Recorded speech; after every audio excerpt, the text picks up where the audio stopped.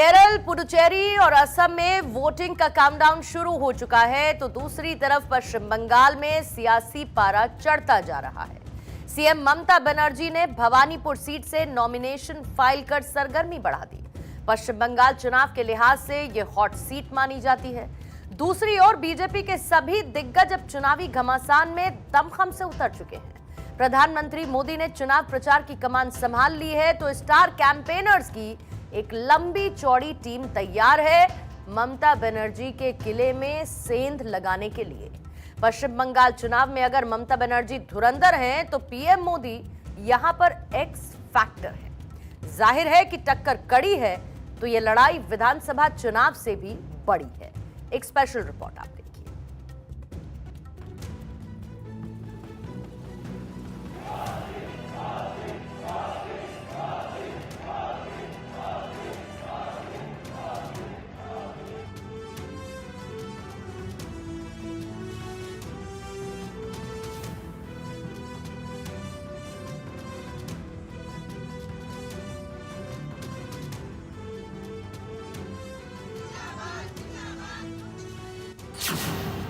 पश्चिम बंगाल का सियासी घमासान, चुनाव प्रचार का जारी है तूफान।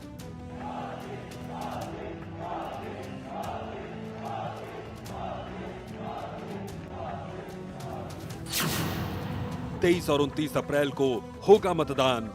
ये विधानसभा चुनाव नहीं है आसान।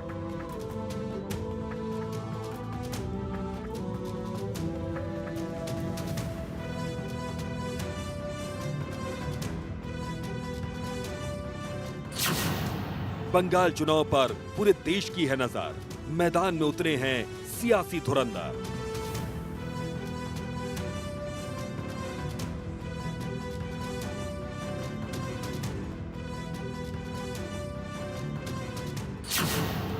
तेज हुई जुबानी जंग, वोटर्स में दिखा उत्साह और उमंग।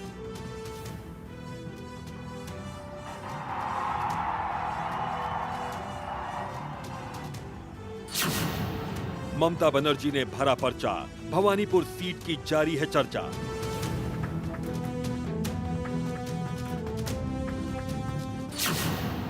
विकास और विश्वास की टक्कर, इलेक्शन का एक्स फैक्टर।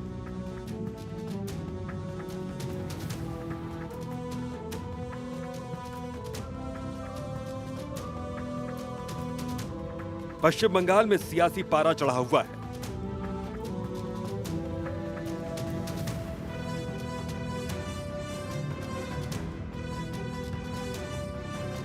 केरल और असम समेत 3 राज्यों में 9 अप्रैल को चुनाव होने वाले हैं।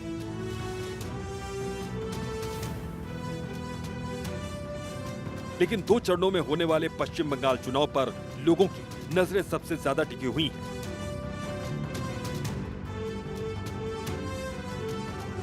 एक बार विधानसभा चुनावों के मद्देनजर पूरे कार्यक्रम को समझ लीजिए।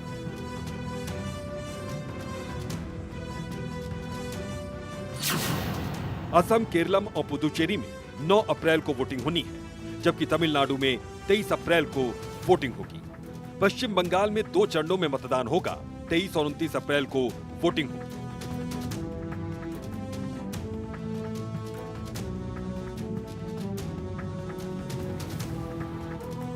लेकिन मतदान से पहले ही बंगाल का माहौल इतना गर्म हो चुका है कि चुनाव प्रचार की आहट और सुगबुगाहट अब शोर में तब्दील हो चुकी है।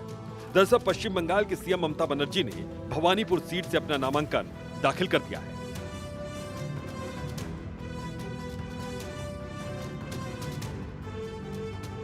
जाहिर है कि इस बार पश्चिम बंगाल विधानसभा चुनाव के लिहाज से भवानीपुर को हॉट सीट माना जा रहा है,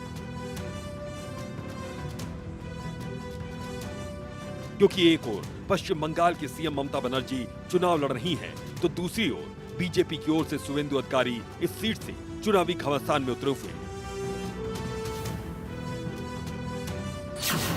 दरअसल भवानीपुर पश्चिम बंगाल की सबसे हाई प्रोफाइल सीट बन चुका है। जाहिर है कि साल 2021 में नंदीग्राम जिस तरह बंगाल की राजनीति का केंद्र बना था, इस बार कुछ ऐसे ही सियासी हालात भवानीपुर में बने हैं, जहां से मुख्यमंत्री ममता बनर्जी ने यह साफ कर दिया कि ये लड़ाई सिर्फ एक सीट की नहीं बल्कि सियासी वर्चस्व की जंग है। उनके नामांकन के दौरान सड़कों पर उमड़ा जन सैलाब, शक्ति प्रदर्शन और आक्रामक त्यौहार, ये सब संकेत दे रहे हैं कि टीएमसी इस चुनाव को प्रतिष्ठा की लड़ाई के तौर पर देख रही है। भवानीपुर अब सिर्फ एक विधानसभा क्षेत्र नहीं बल्कि बंगाल की सत्ता की साख का प्रतीक बन चुका है। साल 2021 में नंदीग्राम में शुवेंदु अधिकारी और ममता बनर्जी के बीच हुई सीधी टक्कर ने इलेक्शन के पूरे नैरेटिव को बदल कर रख दिया था। वैसे ही इस बार भवानीपुर से निकलने वाला एक एक मैसेज पूरे राज्य की दिशा तय कर सकता है।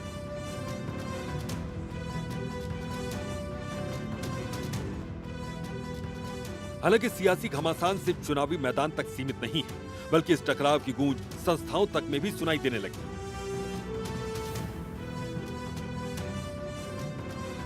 पहले चरण की वोटिंग में अभी 16 दिन का वक्त बाकी है, लेकिन उससे पहले ही टीएमसी और इलेक्शन कमीशन में एक बार फिर से टकराव के हालात देखने को मिल रहे हैं। एसआईआर के मुद्दे पर टीएमसी के सांसदों ने चुनाव आयोग से मुलाकात की। मीटिंग के बाद चुनाव आयोग पर आरोप लगा दिए। वहीं चुनाव आयोग के सूत्रों ने टीएमसी सांसद डेरेक ओब्रायन पर चीखने चिल्लाने के आरोप लगाए। कुल मिलाकर देखें तो बंगाल चुनाव का मुद्दा गर्माता जा रहा है। पश्चिम बंगाल 294 सीटें, और ये बड़ा कहना बड़ा मुश्किल है इस समय कि बाजी कौन मारेगा, क्योंकि देखिए एक तरफ ममता दीदी की अपनी पकड़ है बंगाल पे, माँ माटी मानुष की बात करती हैं, साथ साथ असली परिवर्तन और अमर सोनार बांग्ला, और वही बात अगर बात करें कि भाजपा की कि नया बंगाल की बात कर रहे हैं, और सब अपने अपने संकल्प पत्र में वायदे कर रहे हैं, अपना रोड मैप साझा कर रहे हैं, बता रहे हैं कि बंगाल का जो वोटर है जब अपने कंफर्ट जोन से बाहर निकलेगा तो कैसे बंगाल की तस्वीर बदलेगी और उनकी तकदीर बदलेगी।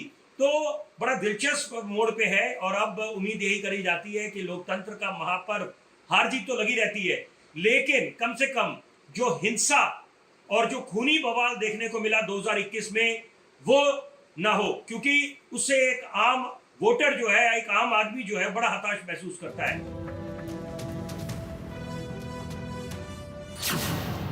अब सवाल ये उठता है कि आखिर नंदीग्राम का जिक्र क्यों किया गया। दरअसल कभी ममता की स्ट्रॉन्ग सीट थी नंदीग्राम। फिर साल 2021 विधानसभा चुनाव में शुवेंदु अधिकारी और ममता बनर्जी में यहां पर सीधी टक्कर हुई थी। शुवेंदु अधिकारी ने ममता बनर्जी को यहां पर शिकस्त दी थी। 1956 वोटों से शुवेंदु अधिकारी ने ममता बनर्जी को हराया था। पश्चिम बंगाल चुनावों के मद्देनजर अगर भवानीपुर सीट पर नजर डालें तो एसआईआर में इस सीट पर 47,000 नाम कट चुके हैं। इनमें 56% मुस्लिम हैं। ममता बनर्जी भवानीपुर से 3 बार विधायक रह चुकी हैं।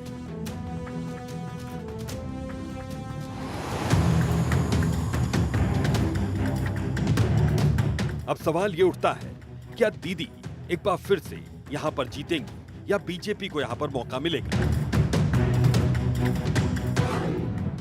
साल 2011 में पहली बार ममता बनर्जी इस सीट से जीत कर आई और मुख्यमंत्री बनी। फिर साल 2016 में मुख्यमंत्री रहते हुए वो दूसरी बार इस सीट से जीत गई। फिर साल 2021 में नंदीग्राम सीट से हारने के बाद उन्होंने बाई इलेक्शन में जीत हासिल की।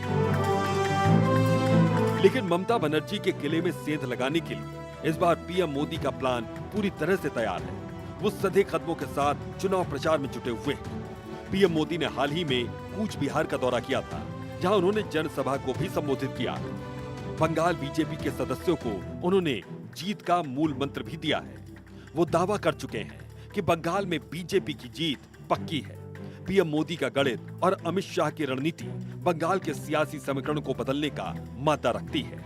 यही वजह है कि बंगाल चुनाव में पीएम मोदी एक्स फैक्टर बनकर उभरे।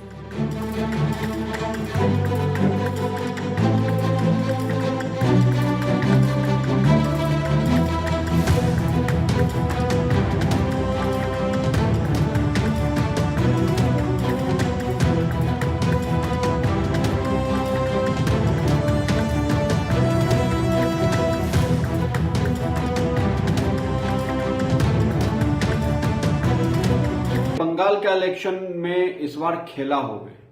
मैं ऐसा क्यों कह रहा हूं? 2021 का इलेक्शन देखिए,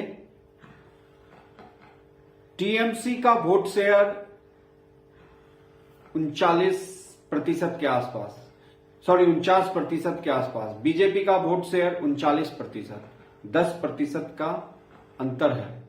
और प्रधानमंत्री मोदी की रैली जब होती है, जिस भी स्टेट में चुनाव हो या लोकसभा का चुनाव हो, वो वोट प्रतिशत अपने आप बढ़ जाता है। वो उनका करिश्मा कह लीजिए, उनका प्रभाव कह लीजिए, उनका ऑरा कह लीजिए, या उनका व्यक्तित्व कह लीजिए। और जिस तरीके से बंगाल में ममता बनर्जी की 15 साल के शासन में केवल और केवल हिंदुओं के साथ जो दुर्व्यवहार हुआ है, 21 का वो इलेक्शन हमने नहीं भूला है। तो इस बार बंगाल की जनता चुपके चुपके ठान ली है कि किसी भी तरीके से टीएमसी को हटाना है। अब भवानीपुर सीट पर जाति समीकरण को भी समझ लेते हैं। दरअसल यहाँ पर कायस्थ समाज का दबदबा है।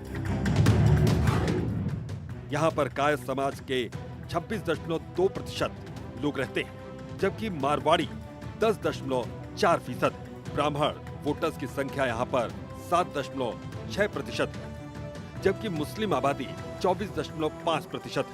पूर्वी भारत के प्रवासियों की संख्या की बात करें तो वो आंकड़ा कहता है 14.9% है ये, जबकि अन्य 14.4% है। दरअसल पीएम मोदी की चुनावी रणनीति को समझिए। भवानीपुर के सियासी समीकरण को साधने में बीजेपी के राष्ट्रीय अध्यक्ष नितिन नवीन सबसे मुफीद चेहरा है। वो कायस्थ समाज से ही आते हैं, अब मुखर वक्ता भी है। वो जोर शोर से चुनाव प्रचार में जुटे हुए हैं। इसी कड़ी में आज उन्होंने अलीपुर द्वार में एक जनसभा को संबोधित किया और मनागुड़ी में एक भव्य रोड शो का नेतृत्व भी किया।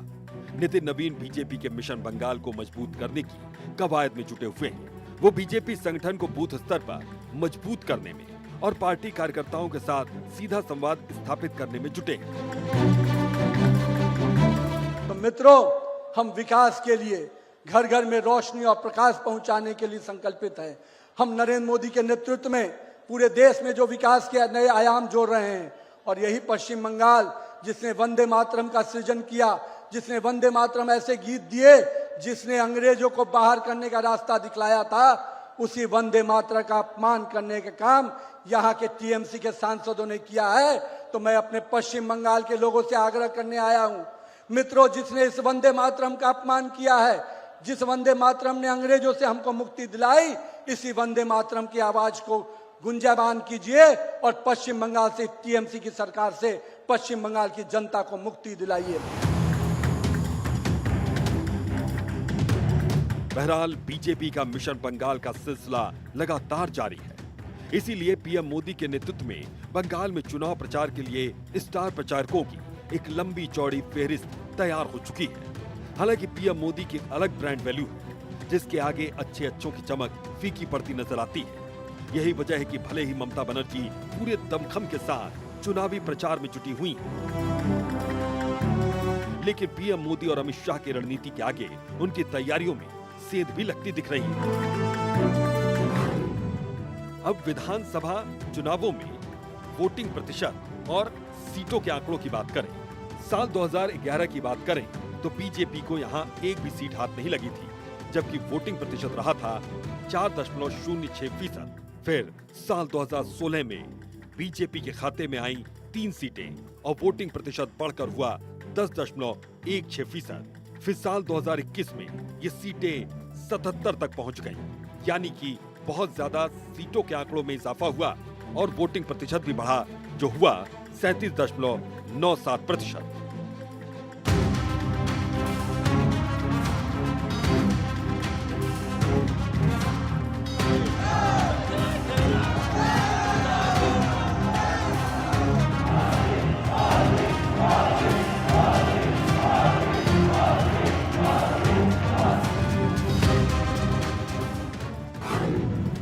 अब 2021 के चुनाव का समीकरण भी समझते हैं।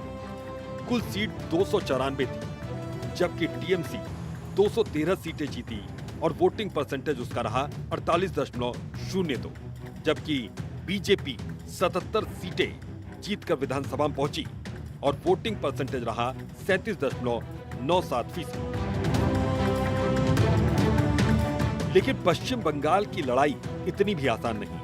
एक को ममता बनर्जी अपनी राज्य स्तरीय योजनाओं जैसे लक्ष्मी भंडार का जिक्र करती हैं, तो दूसरी ओर पीएम मोदी केंद्रीय गारंटी का एक बड़ा कैनवास वहां पर प्रदेश की जनता के सामने रखते हैं। मोदी मतदाताओं के सामने सोनार बांग्ला का विजन रखते हैं, जिसमें वो डबल इंजन सरकार के फायदे जैसे आयुष्मान भारत और पीएम किसान निधि के काम को गिनवाते हैं। मोदी है तो मुमकिन है का नारा उन मतदाताओं के बीच काम करता है जो राज्य के प्रशासन से असंतुष्ट रहता है और केंद्र के मजबूत नेतृत्व की ओर देखते हैं। जाहिर है कि किले को भेदने में बीजेपी पूरी ताकत से जुटी हुई है। यही वजह है कि मुकाबला धीरे धीरे दिलचस्प मोड़ पर पड़ता नजर आ रहा है। Bureau report, Bharat 24।